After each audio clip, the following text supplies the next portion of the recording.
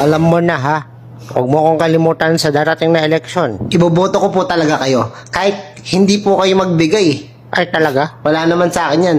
Gusto ko, yung binoboto ko, yung hindi labag sa loob ko, yung gusto ko talagang manalo. Gusto kong maupo. Oh, yun naman pala eh. O wag nyo nang bigyan na yan si Punetnet ha. Ay, hindi. 1,000 din to. Kailangan ko rin po yan eh. 1K din yan, sayang. Lang ang dami mo pang sinasabi. Hindi minsan kasi kailangan ng mga tao, di ba? Tulad ko, kailangan ko ngayon. Kung hindi ko naman kailangan, hindi ko naman po tatanggapin. Sige na, sir. Parang nagmamalinis ka pa kanina eh. Hindi. Nagdrama lang ako konti. Ito naman si sir, hindi naman makaano eh. O bigyan nyo na yung 1,000. Baka naman hindi ako ang Sige, iboto. sir, buboto ko kayo. Huwag kayong mag-alala para naman tong ano. Kala ko kasi yung ganyan kagwapo, hindi na kailangan ng pera. Uy, parang tiwag to si sir. Sige na nga, ibuboto ko na nga kayo.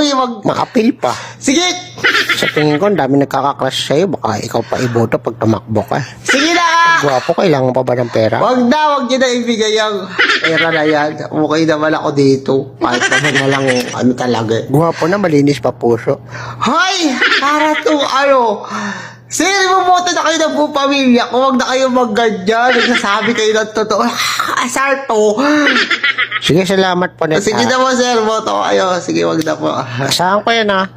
Uto-utong damuho.